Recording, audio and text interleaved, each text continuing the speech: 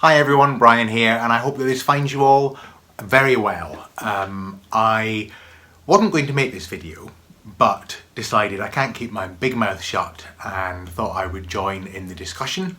And I'm doing it just as the sun is setting at the behind the trees at the bottom of the garden, so I'm doing it while we still have some daylight left, and hopefully I'll be able to get this video done before I'm completely shrouded in darkness.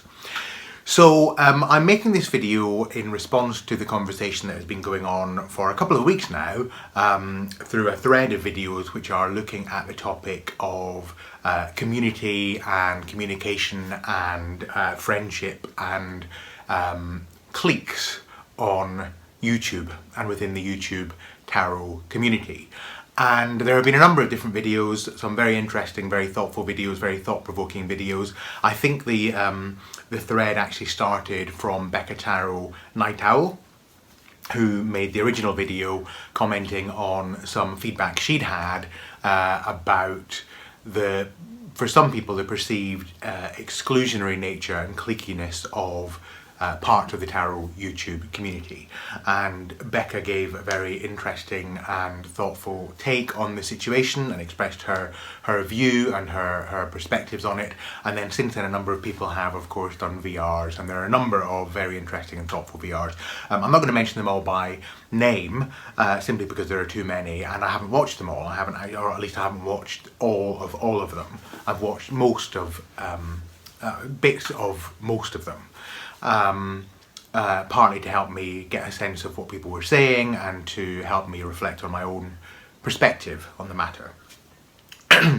But there is one that I want to make reference to because it's one that I watched this evening. Excuse me, I've got a frog in my throat this evening. I've been talking all day at work in meetings and my voice is just about giving out. So, by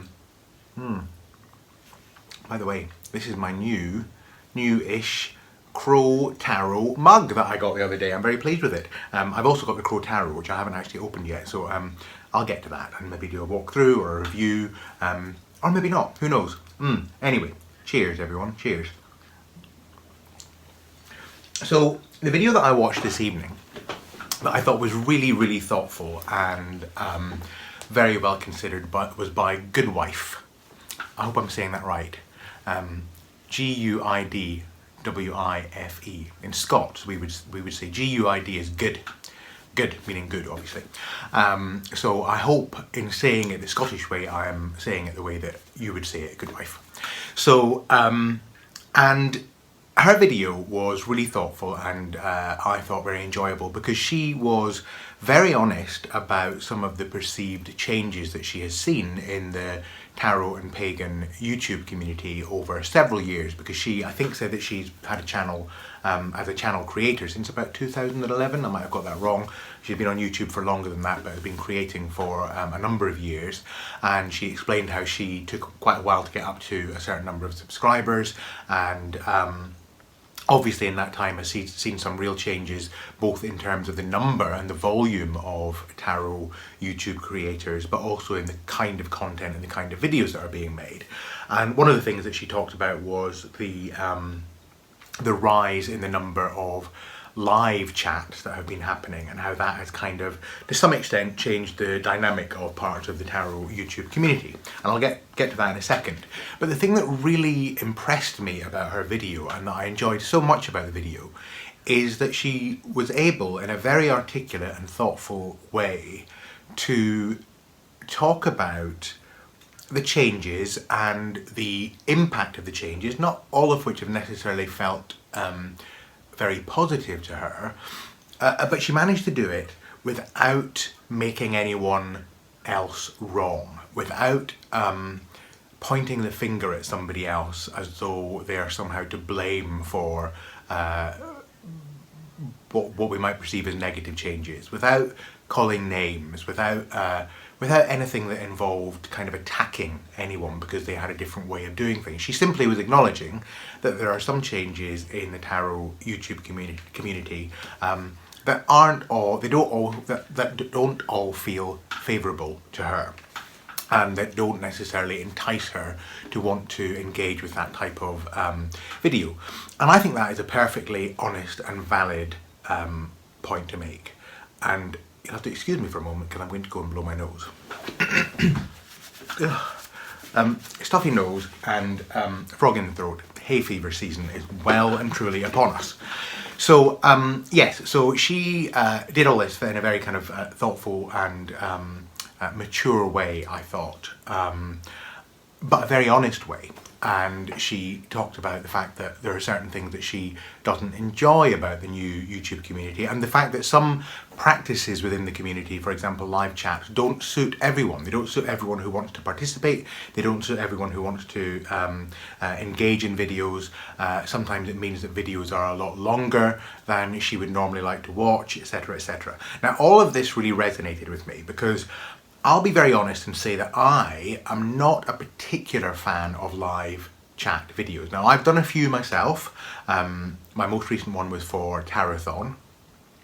Now if any of you watch the Tarathon video, you'll see there's one of the reasons why I'm not particularly fond of them, and that is that, well, you know, things can go wrong on these videos and it's very difficult to put them right while you're live on camera. So in my case, when I was filming, I had it all set up. I had my trusty mobile phone, which is what I use to film me when I'm doing things for YouTube. I had it all ready. It was all timed. I was due to go on straight after Becca Tarot Night Owl at a particular time, 4 p.m. in the afternoon of the Tarathon day, and I had it all set up. I had the video pre-scheduled, blah, blah, blah, blah, blah, blah. I had it all ready, and it got to the appointed time, and I pressed, you know, broadcast or whatever it is you press, I can't remember now, to go live on YouTube, and lo and behold, I was sideways.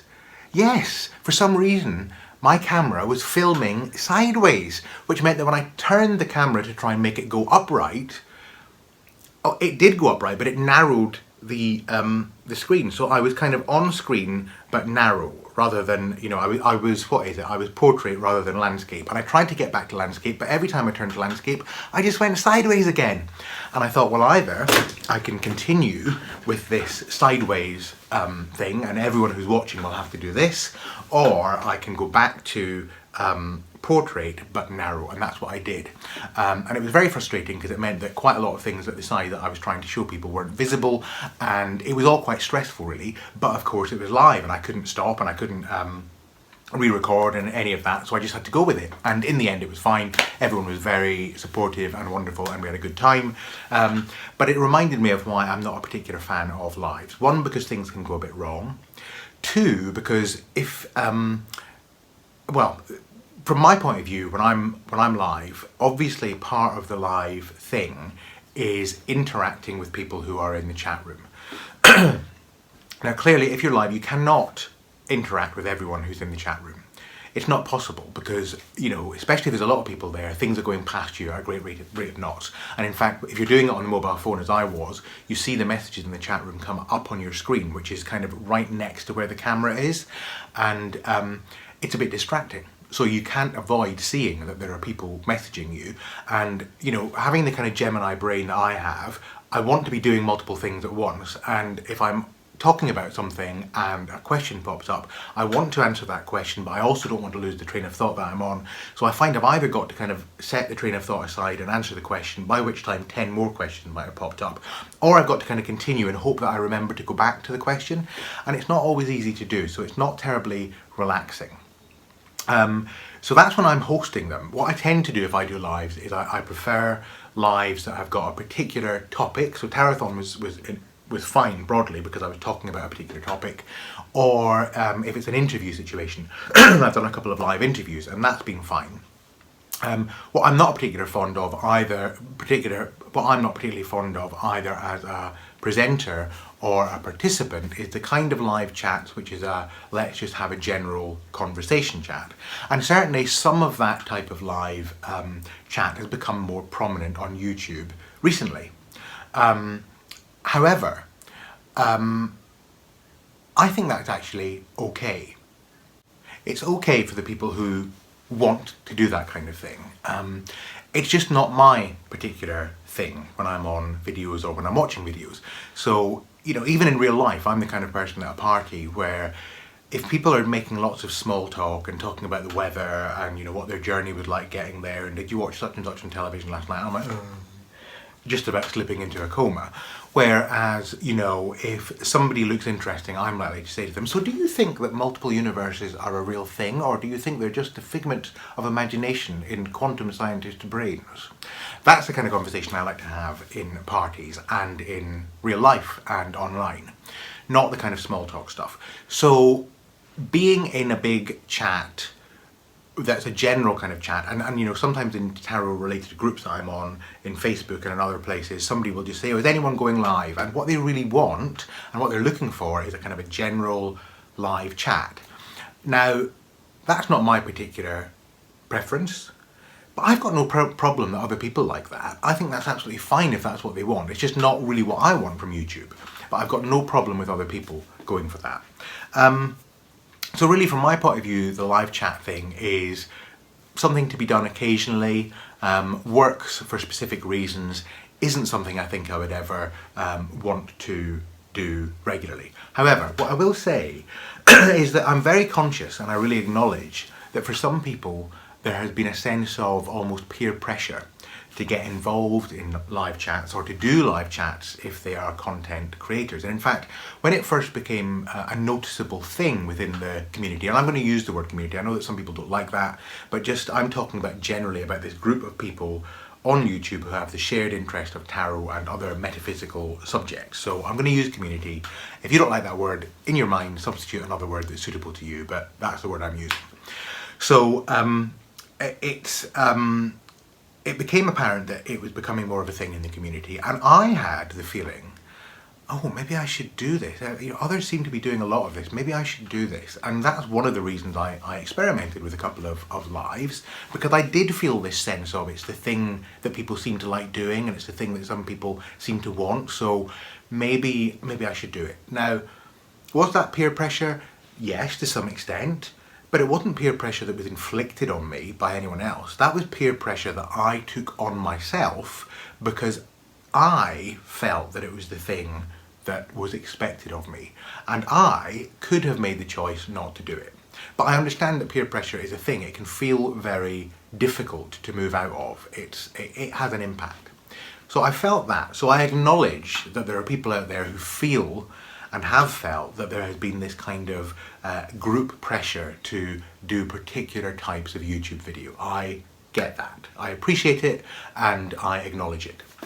The other thing I acknowledge is that it is possible in a live chat, if you're in the chat room, to feel left out and excluded, particularly if you haven't already made links with people who are in the chat or who are presenting the video. Because if you just go into the chat room and you are an unknown name to somebody, I think it's a pretty safe bet in this community that people will try to make you welcome, but they might not notice that you're there. Now that sounds like a terrible thing to say, but I'm relatively well known within the Tarot Tube community. I'm not the most well known, I'm not the most kind of under the radar. But I have gone into live chats with people who do know me really well, and I have said, hi there, and been completely ignored. Now, of course, I've not been completely ignored. It's not that people have seen that I'm there. At least I don't think it's people that have seen that I'm there and thought, oh, we're just not going to say anything to Brian. Oh God, it's Brian. Let's not say anything. I don't think that at all. What's happened is I've gone in and said, hi there, but so have 15 other people. And the person who's doing the live chat is maybe thinking about what it is they're saying next. Maybe they're answering another question. Maybe they're doing whatever it is they're doing. And they haven't seen my comment. So what I have learned to do is if I want to be noticed in a live chat, I persevere. I have to. And it's okay if I'm not. So I've sometimes gone into a live chat, said hello. I've only had a few minutes, maybe said hello, maybe been acknowledged, maybe not, and then gone off again. And the thing is, what I have learned is that that is not a comment on me. It's not a comment on anyone's desire to engage with me or otherwise. It's just one of these things. It's a bit like if you walked into a crowded railway station and there were hundreds of people and they were all chattering to each other, and some of them were looking at the entrance where you'd come in, and some were just talking to each other, and some were, you know, thinking, and some were looking at the board for where the trains were coming and all that kind of stuff. There's, people's attention was all over the place, and you stepped into all of that and said, hello. Yes, some people might notice you, but equally likely, some people, and many people, wouldn't notice you. And so it can be within a chat. Now, all of that said, it is not okay and it's not a good thing if somebody's coming into a chat and is making the effort to try and communicate because they've been invited into this live chat by the fact that a live chat is going on, and no effort is made to keep them, to welcome them. But that's why most chats have a number of moderators, and the moderators will try as far as possible to welcome people, but it doesn't always work. So my only plea there would be, if you've had a bad experience, you know, your experience is valid. Your experience of feeling excluded is valid. I have felt it too. But if you really want to be, if you want to participate in this kind of live environment, this live kind of chat, to some extent you will have to persevere. You'll have to hang around for a bit. You'll have to engage in the topic of conversation. You'll have to ask several questions, and at some point you probably will be invited into the conversation in terms of somebody interacting with you. If you're not, there is always the option, of course, to message somebody outside of the chat when you get a chance to say, oh, I'm going to try and be in the next chat. I'm a bit nervous. Maybe you could, you know, help me to integrate with the group. That's fine too. So I'm mentioning this simply because I think it's important to acknowledge people's experience in a live chat and the fact that it can be difficult for them.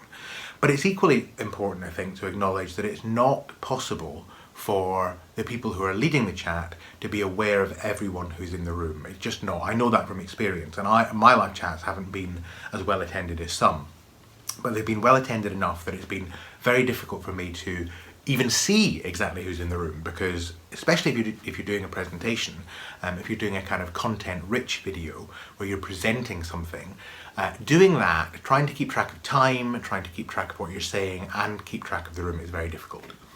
Now, a further comment on that, of course, is that my own view is that if you're finding that live chats are becoming completely unmanageable, in other words, you're not able to some extent interact broadly with your audience in a live chat, if you're only able to interact with a very small group of people, then that could be why for some people it is perceived as cliquey and exclusionary. But I recognise that usually, I think it would be very unusual if that was the intention, that usually is an unintended consequence of the circumstances of the live chat. It's one of the reasons I tend not to do live chats. My videos increasingly have been what I would call content rich, in the sense that I'm trying to share something I've learned. Maybe I'm sharing something fairly straightforward like a new deck that I've got, but recently I've tended to be sharing information that I'm studying and that I want to pass on to other people. So, you know, my Tarot to the Nine series, my series on magic, my most recent series, which isn't quite finished yet, on non-duality and awareness, and I've got a couple of other series in mind as well, one in particular which I'm hoping to kick off fairly soon. So they are videos that are designed to impart information, and by and large for me the live chat format is not particularly suitable for that, although I've incorporated a couple of lives, usually towards the end of a series, so that I can pick up questions from people. So really what I'm saying is I get all these different perspectives. I understand that people find it difficult sometimes to engage in lives. I understand that it's difficult sometimes for content creators to engage with everyone in lives. What I would just plead for is a little bit of mutual understanding. And I think it's Kierkegaard who said, first assume love in the other. So one of the things that I think is quite dangerous for us to do as a community is if we feel slighted, either if as a content creator we feel slighted that somebody has dared to call us cliquey, or if we as a participant feel slighted that somebody has ignored us or given the impression that they're part of a clique. You know, one way is for us to polarize and kind of get into different factions and to make each other wrong and to start seeing each other as a problem. That's one way of being. The other way of being is to assume that if somebody has apparently slighted you, that it wasn't intentional. And my experience is that most people, if they knew that somebody had felt that way, had felt slighted for whatever reason, would be mortified. I certainly know that I would be mortified. If I felt somebody had been slighted by something that I had done unintentionally in one of my videos, by ignoring them, by omission or commission, I would be mortified, because it would never, ever be my intention, ever, to do that. But I know that realistically I can't keep tabs on absolutely everything. At the moment I can just about keep tabs on every comment I get on my videos, and I always try to read the comments and like them, and if they merit a particular response I try to respond. But I know that some of the YouTube creators who've got many more followers would struggle even to do that because they have too many comments that come up. Which leads me on to the next part of my analysis. Let me have another sip of coffee. And that is what I'm increasingly perceiving as a kind of policing of people's approach to YouTube. And I mentioned that I had watched most of Becca's video, I watched a couple of others, Benabel's I watched some of, most of, and I watched all of Good Wives, and or Good Wives, and I watched a little bit of most of the others. And there were lots of different perspectives and lots of different viewpoints. There were a couple of videos, and I'm not going to mention the channels in question because I don't want to give any oxygen to this, but there were a couple of videos that were I would describe as being overtly attacking of specific individuals in the community based upon the perception that these video makers had of these individuals' motives for making the kind of videos that they make or doing the kind of things that they do on YouTube. And I'll be honest and say that it just leaves a really bad taste in my mouth when I see people making other people wrong because of the type of video that they make. Because the thing about YouTube and the thing about the tarot YouTube community is that nobody has got a gun at our back in terms of who we watch and don't watch. And nobody's forcing us to watch any channel. So if there's a channel that doesn't agree with us, if we don't like the kind of content that they put out, if we think they're boring, if we think they do videos that are too long, if we think that they do too many live videos and don't do enough straight to camera videos, you know, we don't need to subscribe to them. And if we're already subscribed to them and we're getting bored of them, we can unsubscribe. If they really annoy us, we can block them. So we've got options. So to me, it just feels a bit odd that people would spend a lot of time going after channels that they don't like. And in at least a couple of occasions, 2 or 3 videos and two or three channels, I have perceived doing this very specifically lately, and very specifically going after named individuals. Now, as I say, some of you will know what I'm talking about, some won't, so I'll be brief about this, but I'm not going to name the channels in question. I'm not going to name the channels who did this, I'm not going to name the channels that were being attacked, because I think it just gives, one, I don't want to give oxygen to the bullies. I'll be overt in saying that I think that kind of approach is attacking people for whatever reason within YouTube and encouraging others to attack them as well is bullying, whatever the reason. So I won't give oxygen to that, and I won't knowingly attract attention to the channels that were being attacked, because I think they probably are receiving enough flack as it is now. But there are consequences to this, of course, and I know recently that 2 YouTube creators, one has left YouTube for a period of time in order to enact self-care in the face of this onslaught of vitriol, and another has indicated a lack of confidence in doing live videos for a while, and so is stopping doing that for a while, again as a direct result of the attacks. Well, you know, of course it's their choice to do that, and if that's what needs to be done for self-care, then that's absolutely the right thing to do. But I think it's pretty shitty if people feel that they have to do that because they have been attacked by others who just happen to not like their approach to videos. You know, if that's your approach, then I suspect that you're dealing with issues that aren't just to do with disliking that channel. It feels as though there's a bit more of an agenda there. And I think probably it would behoove us all to be a bit clearer about our agendas rather than attacking people in snide ways and calling names and belittling their channel content, etc, etc, etc. Especially when we all have the choice to just say, do you know what, that's not for me, I'm not going to bother. I'm quite sure that there are people who have watched my videos and thought, God, he drones on, and have either unsubscribed or maybe even blocked me. And you know, and I just think, you know, great, if that's if that would make them happier, gee, I think, well, that must be amazing. If they have found a life without me in it that's wonderful, then that must be pretty damn good, because, you know, I think my channel is pretty good at times, and I would say that, wouldn't I? And you know, if they found something better, then good luck to them. You know, I think that's marvellous. If they found something better than what's on offer here, then enjoy, enjoy, enjoy. So I've got no horse in the race in terms of keeping people as watchers of this channel. I want people to be here because they want to be here.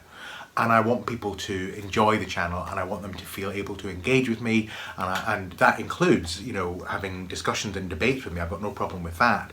All I've ever asked for, and by and large what I get, is civility and kindness, and some people comment a lot and some people hardly comment at all, and some people I know don't comment at all but do watch, and I'm sure there are many people who watch and have never commented, I don't even know watch, but are out there and watch, and I want you all to know that I appreciate every single one of you. And so for me it's a bit like, you know, for goodness sake, surely we should all be wise enough in this community, although of course if we just look at the world around us, we realise that in the human race it's impossible to find universal wisdom.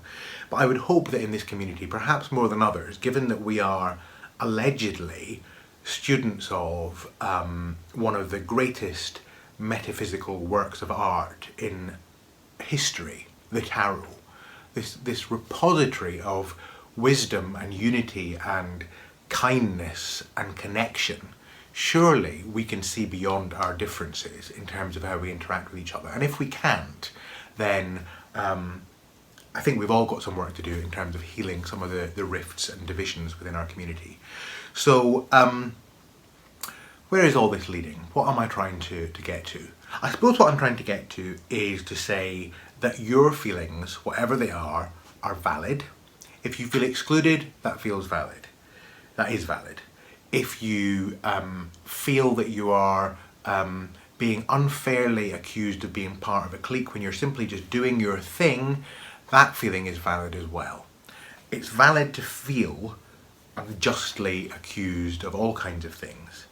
And all of us in that can also say to ourselves, well, from the position I'm in, whether I feel excluded by commission or omission, if I feel that I'm being attacked or if I feel that I'm being left out, what can I do from here? And sometimes what I can do from here is to walk away from it. Sometimes it's about saying to ourselves, you know what, I don't need this crap, I'm off.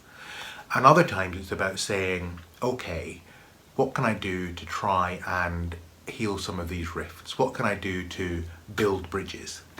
And if that means only subscribing to channels that produce the kind of content that you like, I would suggest that that's a pretty wise thing to do. If it means, one of the things that we could do, if we, for example, are a fan of a particular tarot creator, channel creator, content creator, and we notice that they're going into territory that we don't particularly enjoy, and maybe they've stopped making the kind of videos that we do enjoy, it's okay to tell them that. It's okay to say, you know, I remember you used to make such and such type of video and I really enjoyed it and I miss them. Would you consider doing that kind of video again? You know, speaking as a content creator, I think most content creators would love to hear from their viewers about the kind of things that they enjoy, because that gives us a sense then of how we can give our viewers more of what they enjoy. Now, of course, not everyone is going to enjoy everything, which is why many of us have a diversity of different types of content. But it's absolutely okay to ask for what you want, and it's okay to seek out what you want. So if you're not getting it from someone and it's not your thing anymore, unsubscribe. But we don't need to attack. Attacking isn't in any way clever. It isn't in any way ennobling. It isn't in any way healing or promoting beneficial relationships within the community. And to on the one hand kind of complain that people are not treating us well or in the way that we want them to treat us, and as an alternative to that, attacking them, we're not really modelling the kind of behaviour that we want to see from others. So my plea is simply that we do more of that. And so I am going to just give a bit of a call to action, and it's very simple. It doesn't involve, unless you want to of course, it doesn't involve doing a video response, it doesn't involve tagging people or any of that kind of stuff. It's really simple. My suggestion is, if you're up for this, if you want to participate, is to reach out to someone. And it can be somebody you already know, it might be somebody you know well. I mean within the tarot community, it might, whether you've got a channel or not. If you're just watching and you comment, you can do this as well. Reach out to somebody. It might be by finding a comment of theirs on a video and posting something underneath it, or it might be finding a video that they've made and posting something underneath it. But find someone and something you like and tell them. It can be a tiny little thing, and don't do it with any expectation of return. So as Aleister Crowley said, don't be doing this for lust of result. Don't do it to get something back, just do it to give. So it might be going back to a video from somebody from many months ago that you particularly enjoyed but didn't comment on and saying, I really enjoyed this. Or it might be going to a comment on somebody's video that you noticed and saying, thanks for this comment, it really resonated with me or cheered me up or whatever. Or it might be, if you're a content creator, that there's somebody that you know is subscribed to your channel but you haven't heard from them for a while. You might go and find a comment of theirs from an old video and just check in with them and say, how are you? I'm glad you're here. Or it might be somebody entirely new to you that you just say, I've noticed you being here and I want you to know that you're appreciated. Something positive. We can spend a lot of time looking at what we don't like on YouTube and what we don't like in the community, and my call to action in this video is that we find something that we like and someone that we like. It can be more than one person, and we tell them, we acknowledge it. And of course it's going to be natural for some of us, as I say this, to think, oh gosh, I hope somebody messages me and tells me that they like me. That's a very natural human feeling, but it's not really the point of this exercise. We're not doing this because we want to get a positive comment. We're doing this because we want to give one. And that is enough. That is its own reward in this little exercise that I'm posing to you. Now, before I close, I want to just show you something. This was completely unplanned. But on my kind of altar, my mantelpiece in my study, I have 3 little stands, and on those little stands I prop up some cards from a rather wonderful Green Wheel Oracle, which I love very much, Daniel Barlow's Green Wheel Oracle. And the cards are divided into 3, so you have a set of cards which represent the moons of the year, you have a set of cards that represent the wheel of the year, the 8 festivals of the wheel of the year, and you have a number of plant and animal kind of ally cards. And so there's 3 sets of cards within the oracle, and I make sure that at any given time I've got one of each of these 3 cards on my mantelpiece. One of the moons, one of the festivals, and one of the animals.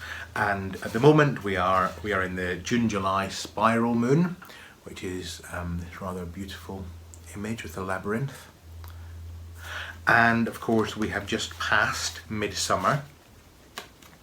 And in this oracle, the midsummer card is called the Fool, so it's very appropriate, of course, to a tarot discussion. And I want to read you something about what it says about the Fool. The Fool offers an opportunity to alter the course of events, and the threads that are connected to the Fool are tipping the balance, altered realities, folklore and tradition. So what a great call to alter the course and the tone of some of our interactions here on YouTube in a positive direction, if that's what we want to do. So there's that, there's the Fool. And then toad, I just picked toad at random, partly because we haven't had a toad in the garden, but recently we've had quite a few frogs in the garden.